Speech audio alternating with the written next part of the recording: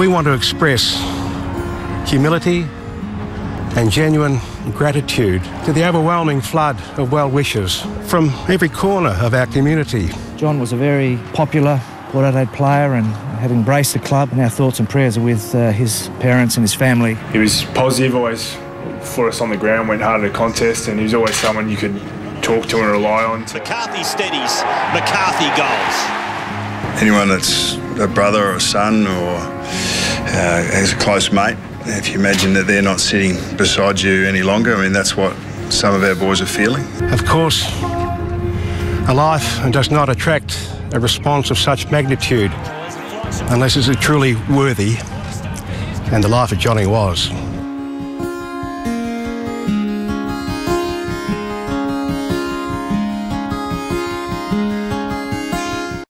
Tonight, we players gather together with true heartbreak at the loss of one of our own, John McCarthy.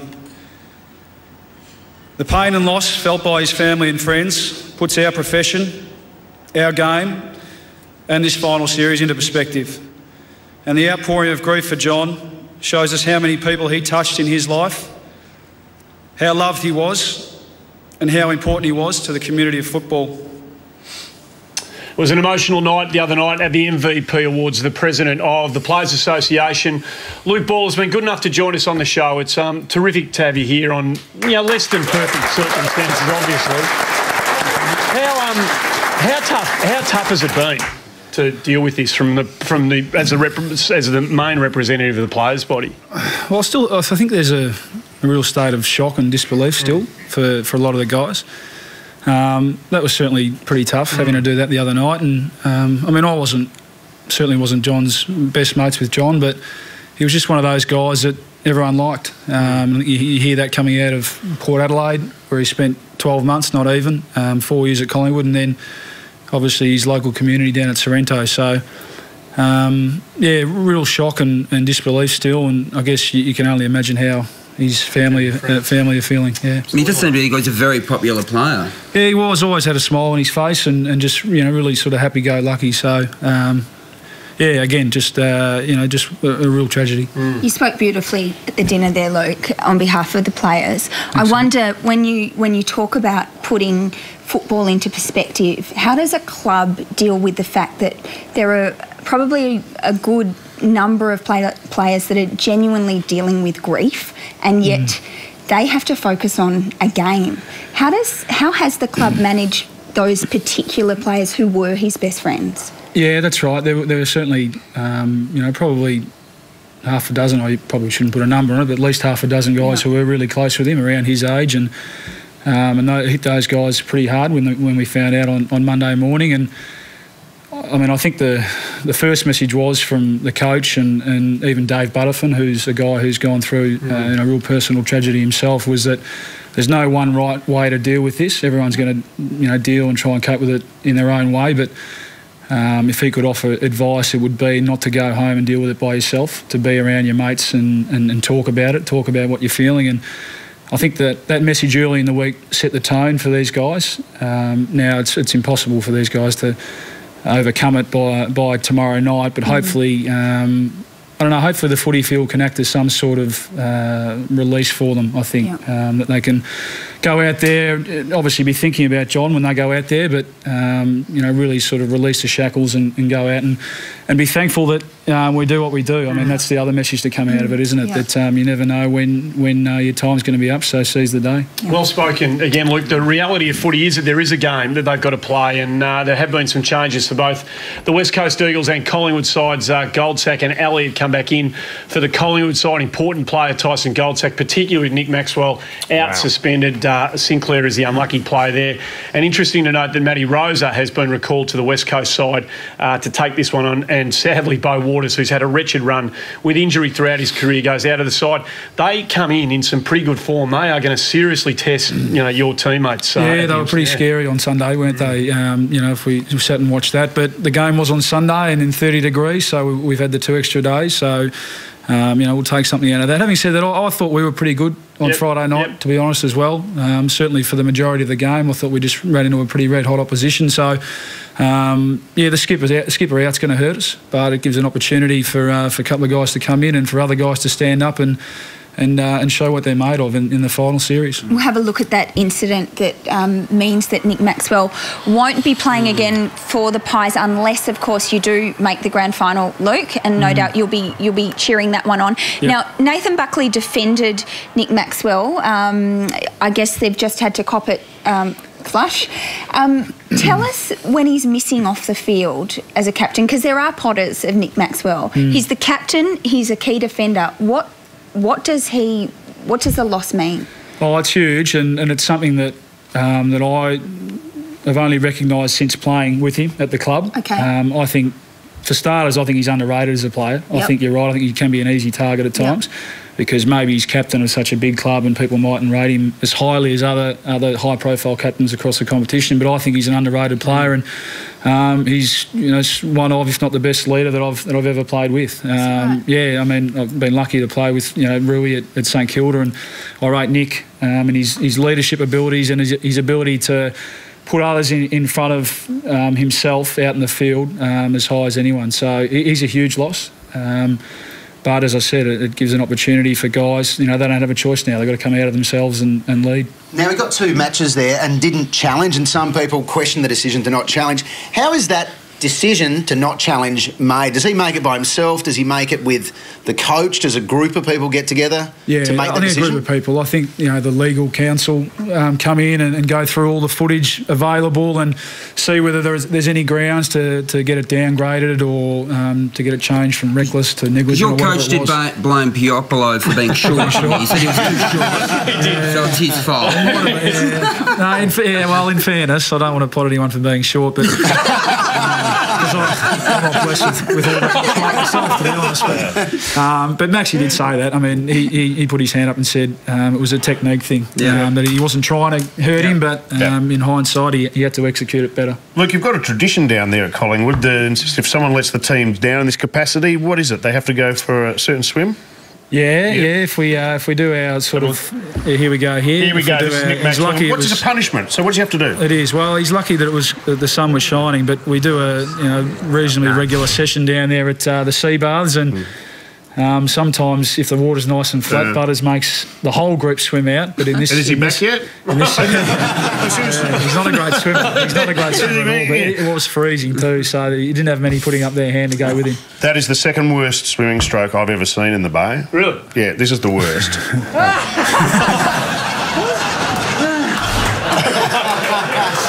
That's a man not afraid to express his feelings. What was that? Well, that was a stroke. It was, please, just get me out of here. So it is freezing. It's unbelievable. You're a gutsy man. The wetsuit beanie was a nice touch as well. Now, the Pies have been criticised lately for not having any taggers, but I've found one for his back into the side this week. Tyson Goldsack, check him out here. This is a tight tag. Darren Jolly, no idea. No idea. There is, look at that. The shadow. And now he's even doing a bit of trash talk in the ear there. Right there. Here, take that, Jolly. It's a bit of Hamish and Andy ghosting. It is indeed. And he followed him into the water, out into the showers, and all the way home as well. That is scary. Good time for Travis Cloke to find form the way he has in the last couple of weeks. Was Mick Malthouse out of line the other day at his press conference when he's announced the Carlton coach to say that, yes, absolutely, 100% they are interested in chasing Travis Cloke? Oh, no, I think other clubs have said it throughout the year, haven't they? I don't think that'll affect Travis or any other player. But when will he announce he's going? I mean, when do you reckon? If he kicks 6 this week, 6 the week after, and 6 the week after that, then we can talk about it. He's got Vizzy Ambassador written all over it. Tailor-made. You're happy to give him out, Mickey. Don't worry about that. You might have caught the vision in our first segment with Mick saying at the Copeland Trophy, I won't ever coach against you blokes. Did you believe it at the time? I don't remember that at the time, but right. Your Honour. That's good. Because I think we were still disappointed about what had happened the 5 days before. So I think another thing he might have said is never say never. He says that a lot as well. So he's still got it, doesn't he? He's still got it, yeah. Just tell me you still got it. I don't know, Hughesy. I don't know. We'll wait and see. You know what it's like to come back from not going to give you anything. You know what it's like to come back from a knee reconstruction. And one of the good stories out of your performance last week was Andy Cracker. I mean, he looked like he'd hardly missed a beat. He was in phenomenal. Yeah, sensational effort from Crack. You know, not only with his knee, but he's obviously been through a bit. So the whole story in coming back and playing for him is a great one. You see the response that it got from the other players to see him going so well. So he's been a positive over the last 2 or 3 weeks. And what about your recovery, Luke? Because I know for a fact that you have been over in Europe this year. Yes. Last spotted on the Champs-Elysees. Does that mean that we might have some footage. Let's have a look at you. Weren't alone though. You weren't alone. Let's have a look. You're with your president Eddie. And I love the way you guys ride. Have a look at Eddie. He's got the speed wobbles up. Now, Mickey, you heard a rumour about what happened at the end of that ride. What happened? You were there. I'm yet to see the footage of Eddie crossing the line. I heard there may have been a bingle. Can you confirm or deny? So we came around the final turn like Mark Cavendish there. And made a sprint for the line, but the leader, as we were approaching the line, the leader said, "Now let's stop here, stop everyone to get a photo." And of course, on a bike, there's front brakes. Eddie would have stopped for that for sure. Front brakes and back brakes, and you're supposed to hit the back ones, but Eddie accidentally, I think, hit the front ones. Look, he did an amazing job to stay on the bike, and there's footage of it somewhere, but it somehow disappeared. That's the missing bit of information I've been looking for.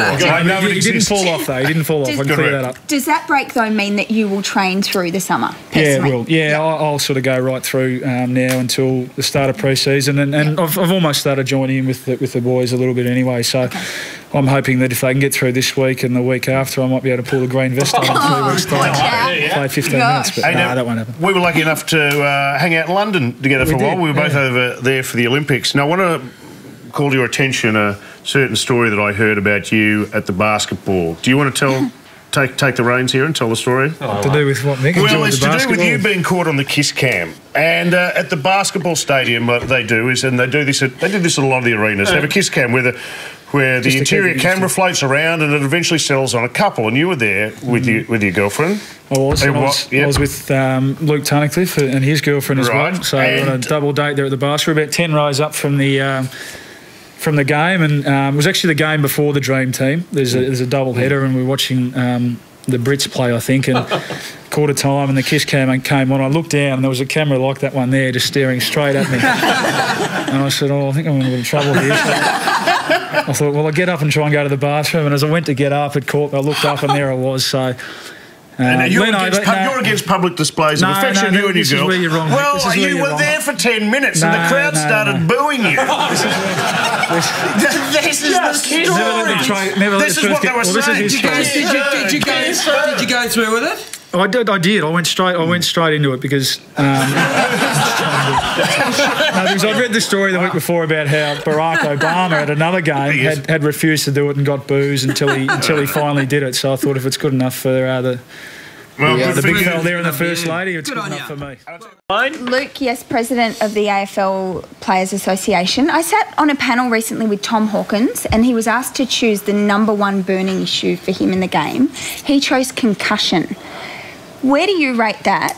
And secondly, given you've had more than an average number of head knocks, how much investigation have you personally done into it? Yeah, I mean, it is. It's right up there. I agree with Tom there. It's I think it's an issue though that the players are starting to get their head around and starting to, I guess, appreciate a lot more. And I'm certainly in that boat. I don't think I've caught one for a few years now, but early days I had a few, and to hear stories of guys in our code, but also other codes, and over the other side of the world as well, and the studies that they do, the long-term effects it can have, it is a bit scary. And I think players now, and you see it, guys who get concussed even early in the game, are becoming a little bit more accepting of the idea of staying off for the rest of the game, because it is dangerous to go back on, if not missing the next week as well. So we don't want to see you get concussed because you're a smart guy, all right? So and you're a humble man, even though you are president of the AFL Players Association. You're really humble. You're low key, and whenever you like, for example, when you turned up here tonight, just so low key. Let's have a look at you turning up. I mean, you're low key. Doesn't ever want any fanfare. You're a man of the people, Luke. Bump my head on the roof, so I'll give them all some lashings when I get home. There's the concussion. Now, it was a great night the other night at the MVP, and there was a musical act that's caused a bit of interest around town. I'm talking, of course, of Tim-O-Matic and his number. Let's have a quick look. Here, the formalities are done. Now it is entertainment time. This is Tim-O-Matic. Yeah! Can you feel it? Yeah, that's the... There's that move. What is going on there? Have Liz. I think Mike Sheehan sums it up for all of us there. With his look.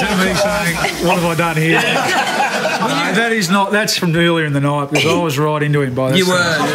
Yeah, I was up. So you were part of the decision-making process of getting Tim-O-Matic along? Absolutely. Yeah, no, I love Tim-O-Matic. He's our version of Usher, I reckon. He's a star. He's a star. He's a homegrown talent. Absolutely. Good on you. Mike Sheehan thought Tim-O-Matic was a dishwashing powder, I think, before. Well, I think you need some interpretive dance to sum up a year of football. It's great. Is that what you'd call it? No, I don't know what that is. Right. But I do believe he's a very good actor. He's great. Now, the St Kilda BNF was last night, and Lenny Hayes won again. Genuine superstar of the game, Lenny.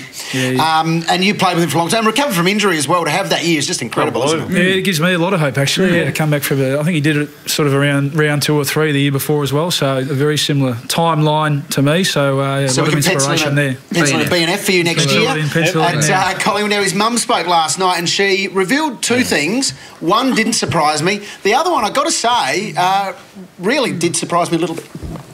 There are just 4 things that I wanted to say tonight about Lenny that I know to be absolutely true. The first one is that he absolutely loves playing for St Kilda.